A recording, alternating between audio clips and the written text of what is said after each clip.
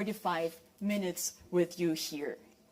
So, international politics is full of Gordian knots, but at the top of the all-time list of intractable issues is our topic for today, UN Security Council reform. To quote Ray Charles, here we go again. The debate about Council reform is back on the international agenda, also in the run-up to the Summit of the Future in September, of course, because in its current composition, New York is calling, of course, in its current composition, the Council is an anachronism, and also because it's gridlocked, it fails to do what it was created for, namely to maintain peace and security in the world. So, what to do to make the Council more effective, more credible? Is it only about UN Security Council reform, or isn't the debate that we should be having much broader? And how realistic is such a reform? These are big questions for a great panel, so please join me in welcoming right next to me Robert Golob, the Prime Minister of Slovenia. Great to have you with us, sir. A pleasure. Next is Michal Martin, the Deputy Head of Government and Foreign Minister of Ireland. A warm welcome as well.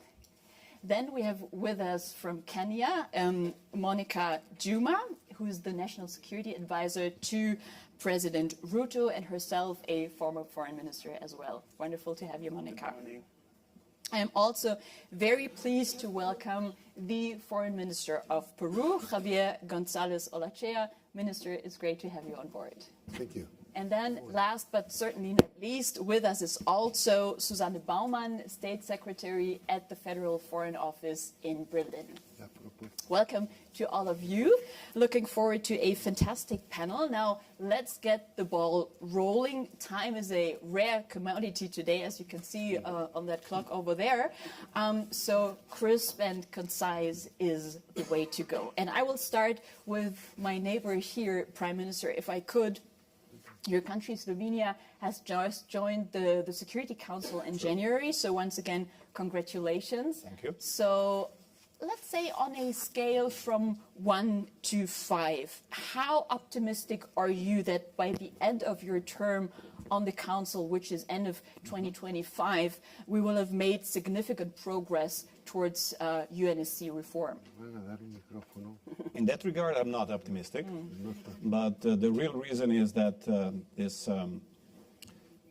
I would not use lofty words about reform in these difficult times. I don't think the timing is just not right. This is the first point that I wanted to make. When we are living in a time of crisis, I think looking into reforms is sort of a waste of focus. So instead, I think that we should focus on what to do in terms of, as you said, which steps we shall make to be more effective on the ground. Because that's where the people will measure us against. It's what do we do on the ground and not on a high level. So I would like to shift the conversation in what are those necessary adjustments to the work of the Security Council and General Assembly in order to be more effective in dealing with a situation like Ukraine, but even more in Gaza. So it's really more about not the big thing, but smaller steps, working methods, and also a more comprehensive idea of reform of the UN system in general. Is that what you're saying? So in the past, I mean, there are two major topics. One is the representativeness, but I will leave that to my colleagues here. But the other one is the misuse of veto. So I think looking into how to surpass or whatever, overcome this misuse of veto in the Security Council, I think that should be our major focus. And I would not like to call that a reform, even though it is part of reform. It was part in the past. I think we have some very good initiatives on this regard. I think General Assembly shall be involved more, like if there is a veto, not just the debate, but also a vote on something in the General Assembly, and then going back to Security Council, sort of a two-stage process. That could help a lot. But apart from that, I think we should really focus on reminding the permanent members what is the real mission of the United Nations. And if we're able to remind them in a successful way, I think that will work miracles more than any reform. we need miracles, certainly so. But before we come to the issue of the veto, and that's well noted, and also the issue of representativeness, which is super important, I wanted to ask you, as Prime Minister of a smaller country, you said something very interesting at the Bled Strategic Forum, that small countries can make a difference by being honest brokers. And I thought that was very interesting. What's your thinking on that question when it comes to our concrete issues, making those, gradual, incremental reforms that you've been talking about, especially now that you're on the council? Now, obviously, it's not just Slovenia that thinks along the same lines. That's why we have this overwhelming majority of votes in our favor for the Security Council. But the other thing is, yes, small countries, really the major advantage that we bring at the table is being honest brokers. And this is something that big countries cannot allow themselves, really. It's a privilege, and we should use it as best as possible. But that also means being small, yes, we can push the envelope, but we shall do it in a gradual way. If we push it too much, then we don't have real power behind us. We have only the power of argument, but which is a lot. So, yeah, we will really stick to this, if you want to call it strategy, throughout our mandate, meaning that even in these days, we had many discussions with various stakeholders and looking for possible solutions as an honest broker. And I think the progress will be shown in the next weeks or months. Yeah. Very much in that spirit, Minister Martin, if I could. So again, the issue of the veto is a very big issue when it comes to council paralysis. And I think Ireland was among countries who successfully pushed for the so-called veto initiative, which was originally tabled, I think, by Liechtenstein. And for those of you who didn't follow, the idea is whenever a permanent member casts a veto, the GA, the General Assembly, convenes, has to discuss the issue within a span of 10 days or so. So that's great because the GA is flexing its muscle at a time when the council is paralyzed. But and that would be my question to you. Eventually, isn't that more about the symbol of it and not so much about the political substance? Because the veto is there and there's no way to change that. Yeah, I think it's important that we keep pressing pressure points and doing everything we can. I think, particularly when the veto is utilised, to also utilise the power of opinion, if you like, the power of the mass of the world in terms of the General Assembly as reflected. And the veto should go, in our view. It's an anachronism. It has no place in the 21st century. It really hasn't. And we really have to keep the pressure on that. We saw it, for example, on a security and climate resolution when we were on the Security Council that we tabled with Niger. 113 countries supported that climate security resolution, linking security to climate change. And Russia vetoed that. On the other hand, I agree with Robert that we have to keep incrementally trying to achieve things on the Security Council. So we were able to achieve vital humanitarian corridor to northwest Syria in the midst of all the challenges, and also to agree a resolution which we tabled, I think, with the US on a humanitarian carve-out in all situations of sanctions, for example, in conflict situations. So again, as a small state, identifying the humanitarian aspect, which is critical. Ireland has always kind of led on this in respect of all wars and conflict, that there has to be humanitarian carve-out. And that is incrementally sort of using your moral arguments with others, and you have to do it with others, to try and achieve small incremental steps. But we are in no doubt that the Security Council is dysfunctional, so much so that in Ireland now we're a peacekeeping nation, so we send troops to various locations. We're in UNIFIL in Lebanon at the moment. But there hasn't really been a new peacekeeping mission sanctioned by the Security Council since 2014. And we had a triple lock system. So wedded are we to the principles of the UN Charter. We're now proposing to adapt that triple lock. What was the triple lock? It had to have government support, parliamentary support, and it had to be a peacekeeping mission endorsed by the Security Council of the UN. We now see with the dysfunction of the UN that we really can't have our peacekeeping policies dictated to by one member of the P5, they may choose to veto a particular peace mission or the renewal of a peace mission. So we're bringing proposals together in terms of changing that legislation now. So it's a good illustration of how we have to adapt now our position because of the dysfunctionality and the abuse of the veto situation at the Security Council. Which is a very interesting point. And, you know, to zoom out even a little more and take the conversation to an even more strategic level, I found an interesting quote that you said right after Russia invaded Ukraine. You said that Russia should lose its permanent seat on the Security Council. So I was wondering, I mean, have you really given up entirely hope that the Council can function as a venue for major power cooperation? I mean, listening to you, the answer? I never give up hope, Okay. but it is extremely extraordinary that the Security Council hasn't managed a statement even on Ukraine. I mean, that is extraordinary failure. So, but as I say, on other issues, we can make progress on the Security Council on a range of other, like the Bosnia-Herzegovina mandate was renewed some time ago. You know, so we can't lose hope entirely.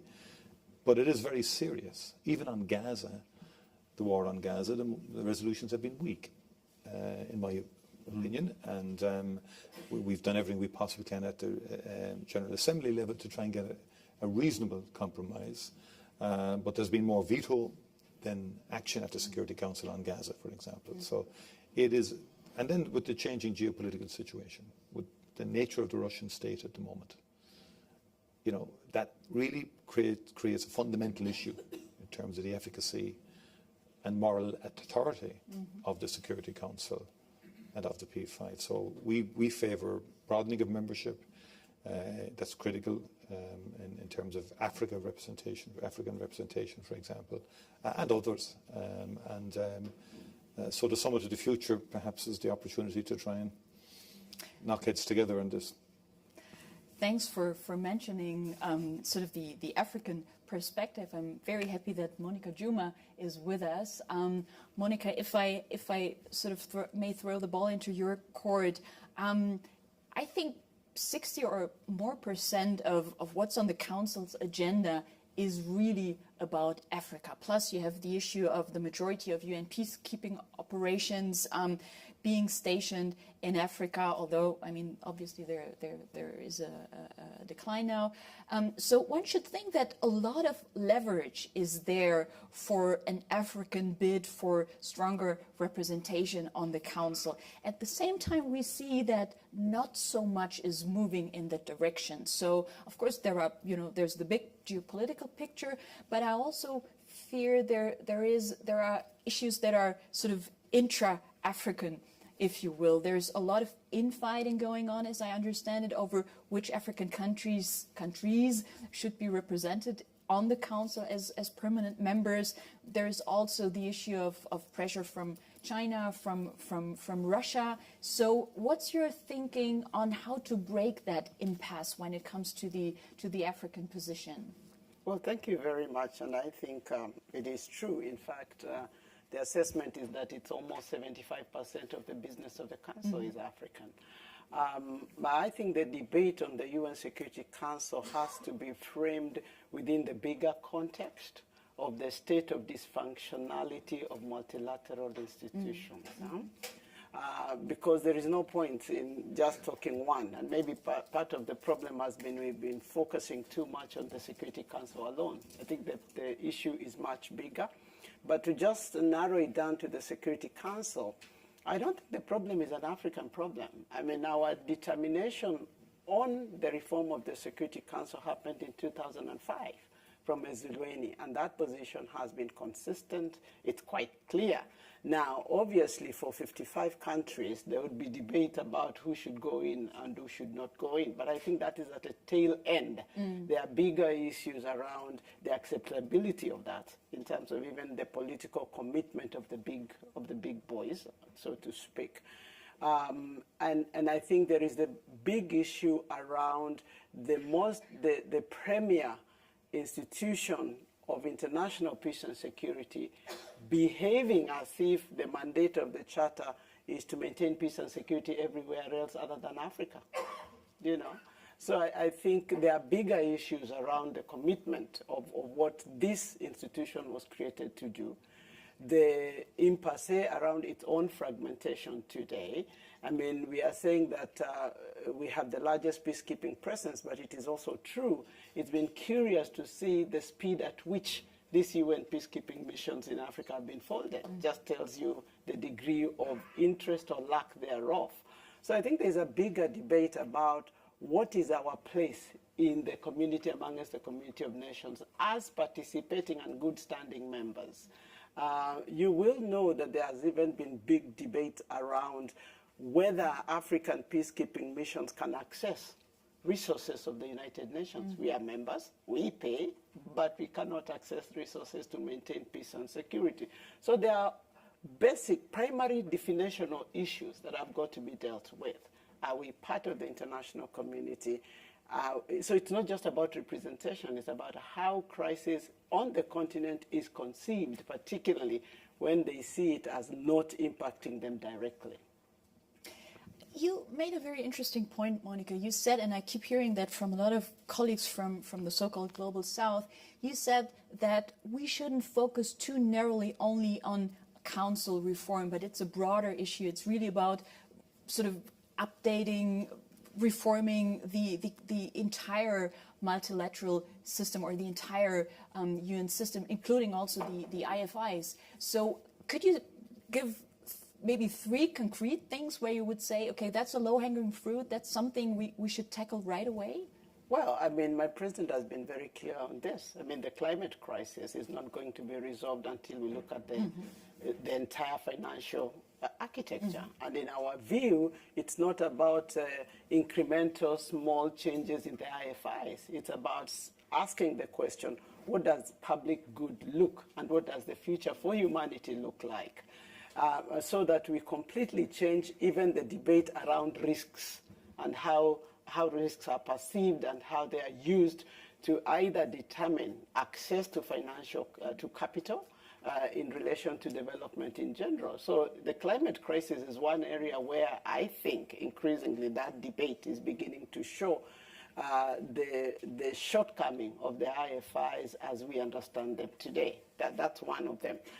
But the other one is in the whole debate around the general issues of development, you know, and now we know that from the crisis, the COVID crisis, the financial crisis, a lot of progress that had been made has actually been lost, you know. And so how we structure development, moving it to questions around investment for mutual benefit rather than aid and the way the debt crisis, and the Secretary General actually frames this in a very clear way, just looking at COVID and the effect of the financial markets in the Global South. So there are some very concrete things that can be done if we all believe that you cannot have a prosperous North and an impoverished South. That cannot be the answer to the world.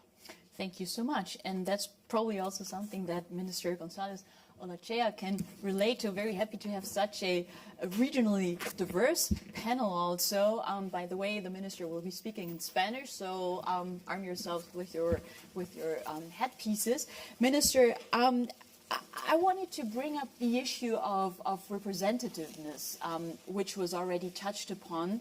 Obviously, that's very important to a lot of countries in the so-called Global South. At the same time, you have a tension between representation and effectiveness also when it comes to the UN Security Council. And nobody promises that a more democratic, more representative council will also be more effective. So my question to you would be, do you have ideas how to resolve that tension between representativeness on the one hand and effectiveness on the other hand? My answer is yes. Mi respuesta es sí. My answer is yes. El multilateralismo está en crisis y Multilateralism también is el Consejo in a de crisis. Seguridad, And the Security justamente Council is en in a razón crisis de too. su Precisely. escasa representatividad. due to Hay its un viejo scarce proverbio sufi representativeness. que dice, encuentra proverb la respuesta says, en el origen de la pregunta. you should find your answer cuál es in la the pregunta? origin of the question. La And representatividad what is the question del here? Consejo de It's Seguridad the representativity en términos of the regionales Security Council y también en in términos terms of de los contenidos del regions debate. and also in terms of the contents Hace of más the de debate. 50 o 60 años que distintos países It's been agrupados over han 50 presentado no years. menos de 8 iniciativas In this time, que there have podríamos been enumerar more than para reformar eight groups el of Consejo countries de Seguridad. which have Sin tabled different embargo, initiatives si for a reform atendemos of a the las Security lecciones Council. de la historia y de la But política, if we look at the nadie quien elections detenta learned el poder de forma in history and in sellada politics, como está nobody who en la has a Carta de San sealed Francisco, power, as we see in the violando Charter of el San principio Francisco, de la igualdad, which violates the estados en el principle of artículo 2, equality cede between naturalmente el states, poder. according to Article 2, Y will be willing entendiendo que to son give up 5 los miembros its power. permanentes del Consejo de And Seguridad, since we have y 5 que de por permanent sí, members of the además, Security Council, esos 5 and tienen 2 de ellos una 2 of these supremacía 5 countries en el nuevo dominio de la guerra que es el have a ciberespacio, supremacy el cuarto dominio. in the fourth Yo domain encuentro for que war, which este is anacronismo, como cyberspace. dijo mi colega I believe that que this usó anachronism, anteriormente la palabra, as my colleague es already prácticamente said, un caso de lo que yo llamo un practically imposible fáctico, es decir, la a modificación case of de a la composición y la factual ampliación, impossibility. The por lo menos no están las condiciones dadas. modifying the Y el Perú composition sí tiene una propuesta y or la presenta enlarging hoy. the council is not Y going creo to be que easy. esta So this is why Peru has circunstancia a es proposal privilegiada which we are porque primero going to present entendemos today. que First este of all, panel no es un panel intergubernamental, we la think audiencia this no panel here no is son not an representantes de intergovernmental países, panel. y primero hay que We are here socializar. not as Y la propuesta representatives la hemos of llamado countries in the UN audience. M3. So this is why I Naciones wanted to Unidas present this M3, y que proposal, básicamente UNM3, se we circunscribe call it. a It's a Minister, I United hate to Nations interrupt you, majority but of 3 if initiatives. it's a very short presentation of the proposal, it's okay. But if it's La- going to be a long one, then I have to stop. un minuto para presentarla. Okay, okay. Just 1 es minute que in order to El present veto it. puede ser ejercido por Is 3 that de veto los 5 miembros can be permanentes, exercised by 3 porque of the entendemos 5 el juego permanent geopolítico members, que está because we do detrás de understand cada the uno de ellos, geopolitical game y behind que it. además se tenga que explicar But veto en must función be de las explained. razones por las cuales ejerce el veto These para countries que will have to say se the reasons transparente for la obligación moral y exercising jurídica this que emana de la veto. Carta de San Francisco. so De that esa we manera, have si hay una transparency according continuidad to the del Charter of San veto Francisco. respecto a una This guerra, means un if conflicto we interestatal have o a dentro continued de veto un due to a Estado, war, la to comunidad a internacional interstate pueda conflict, públicamente cuestionar las public razones opinion, si se international violan public opinion los will derechos be able humanos y el to derecho question internacional these reasons humanitario in y se case ejerce el veto. there are En resumen, humanitarian pero va a situations ser or repartida systematic una hoja en violations inglés of human rights. para todos los I am asistentes. going Es la propuesta que, a diferencia de las demás give que all fueron presentadas por varios attendees países, el Perú la one presenta sheet in de forma English with individual. our hoy. proposal, which is being presented by Peru as a single country today. Gracias. Thank you very much, and thank you also for being very concrete and putting that proposal here on the table, which is along the lines, I think, a little bit of the veto initiative, if I understood it correctly. One further question to you, Minister, if I may, which goes a little bit beyond the question of UNSC reform. What I keep hearing from a lot of colleagues is that, the alternative to actually going through the UN Security Council is just fora shopping, as some people say, going towards other international formats, multilateral, plurilateral, minilateral, whatever formats to state your case. So my question to you would be, do you also see that trend And what is the relevance of that trend for your country, Peru? Do you look for other avenues, other multilateral avenues, if and when the Security Council is blocked? El Perú es un país Peru no is a central, country pequeño, which is pero not que hace central in the 200 world. años It's a small one, but lanzó already y 200 ejecutó years la ago, primera iniciativa Peru de un proceso de presented the integración de first paz. El Congreso initiative Anfitriónico for en Panamá se gestó en peace el Perú hace integration 200 años. process Y sí for creemos Panama. que hay espacio, That sí creemos took que place hay 200 years ago ventanas in Peru. para hacer So we do believe propuestas there are disruptivas, windows porque of nada de lo opportunity formal in order to que present actualmente existe disruptive dentro del sistema de proposals, Naciones because Unidas none of the permite hacer un currently upgrade existing en la formal gestión del multilateralismo. ways in the Desgraciadamente, UN nos hemos puesto enables an la soga en los upgrade pies of y muchas veces multilateralism. un tapabocas para no hablar con toda Sometimes it feels claridad y like directamente. we are preventing ourselves from speaking clearly about this. Thank you so much. Now, finally, we have the G4 coming in. Happy to have Susanne Baumann with us. State Secretary, Chancellor Scholz, who opened the second day of the conference today, he talks a lot about the world being a multipolar world and that we have to adjust to this multipolar world. One of the things that one could ask is whether, one step to adjust to that world for Germany would be to give up its claim for a third European permanent seat on the UN Security Council. Is that an option? Let me put it this way. I think, and here I do not completely disagree with you, but I would see the necessity of reform, not only for the UN Security Council, but with regard to the multilateral system as a whole. And that does not mean that we do not have to concentrate on the actual crisis, which is a priority.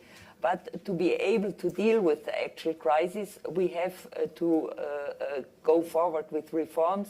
Last reform of UN Security Council was, if I remember right, in 1963. We are now in the 80th year of the existence of the UN. And as you have said, Nora, the world is changing. It's not only changing that we have to face a more multipolar world with more actors who are ready to take up responsibility, but it's also that when we look at the UN Security Council, we have to state its dysfunctional due, especially to the behavior of one permanent member. So there is need reform. And we have heard today that there are many proposals on the table, be it the veto initiative, which we firmly support also as Germany, but there is the African position, which we also support as G4, and there is the G4 position where Germany, together with Brazil, together with India and Japan, is working since many years. And of course, we have come up with a proposal, but instead of looking to single proposals, and I appreciate yours very much, I think it's important that we move a step forward. We are now discussing in these intergovernmental negotiations every tiny step. We are rounding and not coming any near. So the G4 position right now really is that we have to come to text-based negotiations, that we have a process like in other UN processes too, a negotiation process, and then I think we have to look into the question of representation. We have to look into the question of permanent members versus non-permanent members. We have to look into the question of veto, but I think it goes too far now to look into single positions. So to come to the next stage, to come to text-based negotiations, that's for the time being the main goal of the G4, and all the other questions, like representation, which is a very just and fair one, has then to be discussed. So the German claim is out there, and it's a bargaining chip, and we'll see how the negotiations go. That's it. Yeah. Okay, okay, fantastic. I'm looking at the clock, and before I open it for your questions, your comments, I want to do a very quick round. I have a one sentence for you to complete, and that sentence goes as follows: in 2030, in 2030, the UN Security Council will be. And please do the and just one sentence. Prime Minister Golob, in 2030, the Security Council will be. It's going to be expanded. What to see more representative you want, yes, but we need to distinguish what the permanent members. If we want to get more permanent members, what are their rights? And I don't believe any new. Sorry, I'm too long. Okay, but let me complete the sentence. Yes. I don't believe any new permanent member shall get a veto right. Point blank. Thank you, Minister Martin. In 2030. In 2033, the Security Council will still be wrestling with many of the crises that we're currently wrestling with, but hopefully in a more expanded format. Monica Juma, in 2030. In 2030, the UN Security Council will hopefully be more responsive to the world. Thank you so much, Minister González Olachea. Well, I don't want to be misunderstood. Of course, we would like the reform with more permanent members, but in 3 words, step by step. Step by step is the way to go. State Secretary Baumann, in 2030. The Security Council will live up to its responsibility. We're ending on a hopeful note. Thank you so much. We'll have a full stop here for the panel and now open it up for your questions, your comments. We have 12 minutes to go, so please quickly say who you are and who your question is addressed to.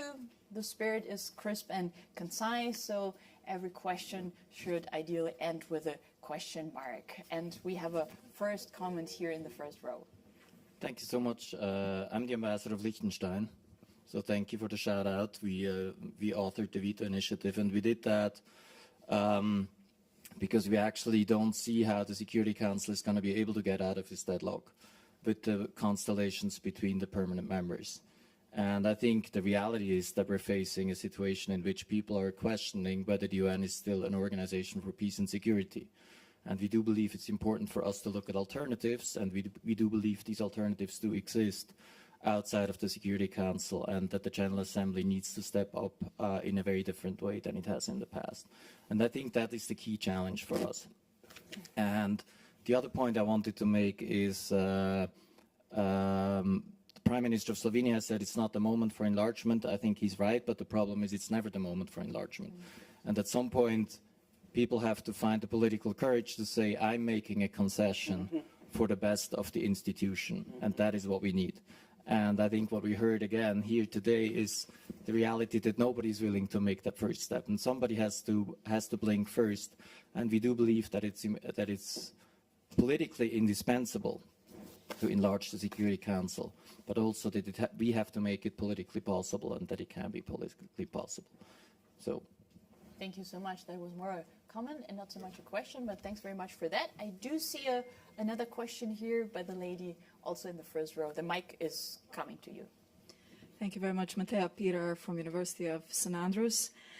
So my question is, there's been a lot of talk about reclaiming moral authority, and that it's not a time for the big reforms and things like that. So the proposal to be accountable, the ideas going on. And my question is, one of the spaces for moral authority has always been the informal mechanisms of the Security Council. And in particular, I'm talking about the ARIA Forum, which has recently seriously suffered from disinformation campaigns propagated. And I'm wondering whether anybody has any ideas, perhaps countries that are sitting on the Security Council right now, on how to reclaim these informal mechanisms and actually bring them back so that their voices for the disenfranchised, not just the states, but also the populations and victims of conflicts in particular. Thank you so much. Would anyone want to respond to that comment? Well, I think fighting against misinformation is coming it's getting harder and harder. It's going to get even harder in the future. With AI coming online, I mean, this is going to be a real huge problem. So I think this is one of the topics we need to take real care of, even during this summit this September. And if we're able to come up with a body, I would not say a judicial system, but with a body that is entitled to take care of it, even impose some rules on the multinationals, I think that's really the only way forward, but it's going to be very hard. Yeah. I think informal mechanisms are vital. No organisation works actually without informal channels and mechanisms and so forth. But I think there's an elephant in the room, and we do need to challenge some of the P5 to get involved in this discussion. I think we've a real issue with Russia on the P5.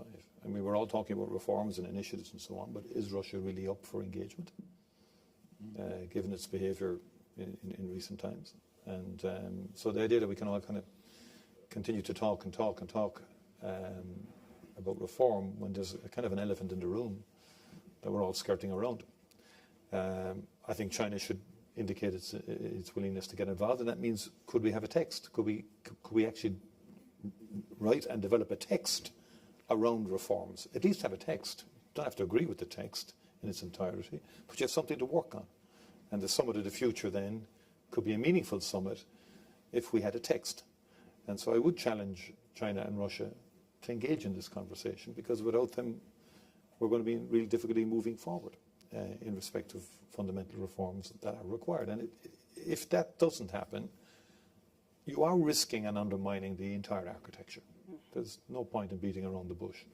We are, and that may suit some. That may suit some, and I do think not just informal, and the other multilateral that you spoke about will emerge by default, if nothing else, because current situation is not, in my view, sustainable or tenable. Thanks so much. I'm bringing in this side of the room for a question. Sir, you signaled to me that there was a question over here. Oh, you go ahead. Hi, thank you so much. My name is Inga-Lise Heimann, and I work on UN peacekeeping affairs. So my question would be to Honourable Minister Martin. You said earlier that since 2014 there's been no new peacekeeping mission mandated by the Security Council. However, we had the authorization of the multinational security support mission that Kenya wants to lead in Haiti.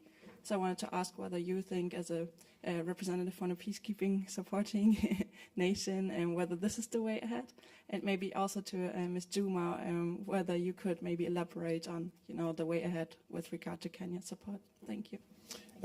I think it is one direction of travel, certainly.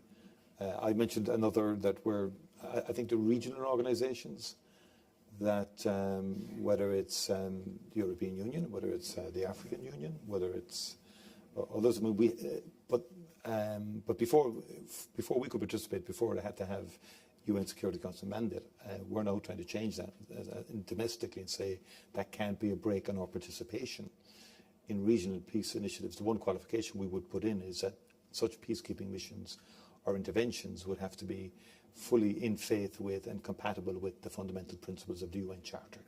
I think that's where we're heading. The charters or guideline or touchstone, but there may be different mechanisms by which we participate in peacekeeping or humanitarian interventions, and that is the direction of travel.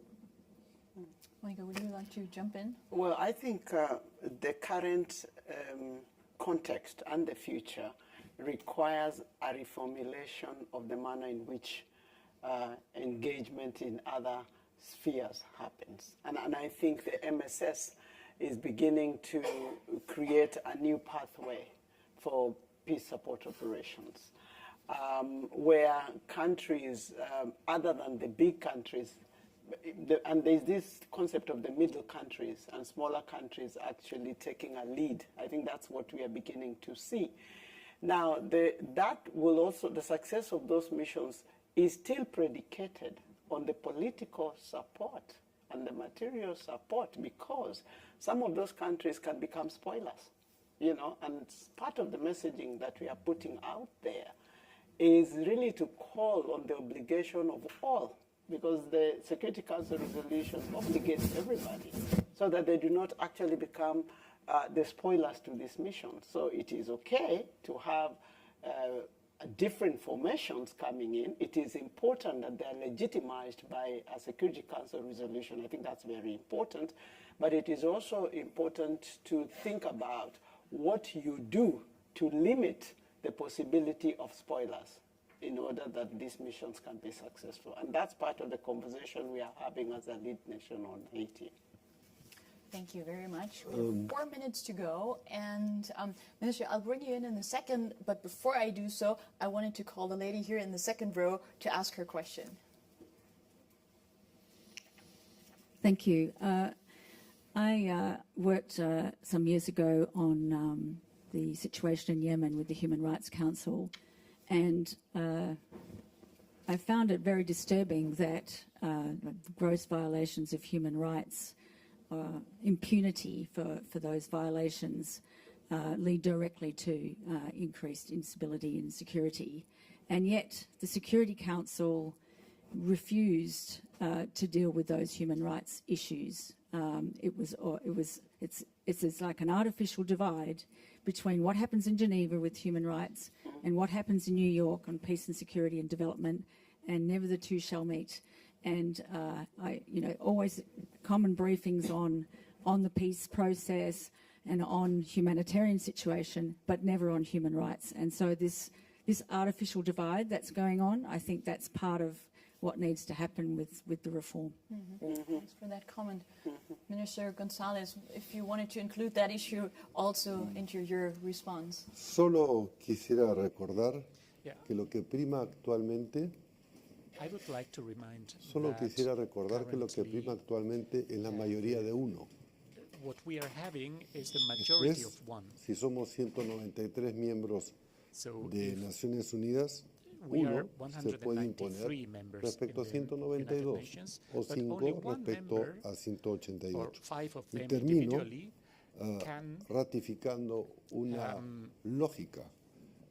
La be considered as a legitimidad majority de un país cuando before ejerce the other un poder 188. And I internacional would like proviene to talk about de la naturaleza de legitimacy, sus propósitos, which comes from the y nature of the de las purpose a country condiciones has legítimas o and las of the condiciones legitimate veraces de sus mecanismos. conditions Porque si of solamente its fuera por el mechanisms. tamaño de los Because países, if para no citar we el Perú, only un looked país at the que size ha of a procurado country, siempre la paz y la seguridad internacionales, and I don't mean Peru by Liechtenstein this, but Liechtenstein, o un for país como instance, Suiza, or deberíamos Switzerland, decir que por su escaso tamaño, el Perú shouldn't podría albergar we 40 say veces el tamaño o that 80 due veces to el their tamaño de Suiza, size, tiene menos which is legitimidad que el Perú. much Y eso es smaller inaceptable. than Gracias. Peru, would have less legitimacy?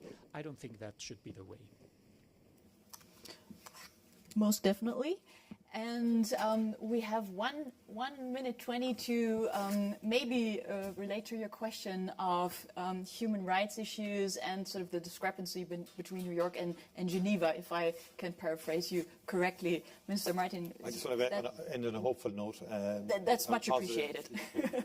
We can, and rightly we're focused on the Security Council, but the United Nations is still a very powerful force across the world. It's the last refuge, in my view, for the most vulnerable in the world and the weakest in the world to humanity, through human rights, to highlighting and illustrating, to the various UN agencies, OCHA, Protection of Refugees, UNRWA, notwithstanding what gets said, without UNRWA, millions of Palestinian refugees would be in dire straits altogether across Jordan, Lebanon, Gaza, West Bank, and beyond. And you have, I've met these agencies in Africa and elsewhere, and they've had a very positive impact on the ground. And without many UN agencies, a lot of stuff would get buried. We wouldn't hear about a lot of stuff without the UN people on the ground who give as best they can an impartial, objective insight into what's happening in any given conflict situation. And I think we should just remember that, because ultimately for a small country like Ireland, the UN is our global security asset. Yeah. Like, we will never militarily be in a position to fend off some mighty power, but the multilateral order is our protection. And I just want to salute the UN agencies who do such powerful work across the world on the ground under enormous pressure. I am very happy that we're ending on a positive note, not in the lose-lose spirit that we've heard so often in these difficult times here in Munich. Thank you very much for a fantastic panel. Thank you very much to you for actively listening, for great questions. Council reform is really a long shot, but we'll keep following the debate also in the run-up to the Summit of the Future. Stay tuned, stay around. Thank you very much. Yeah, I just think It is an insurance. yeah, we just need to. Yeah, it We is. need to, and we need to keep it going.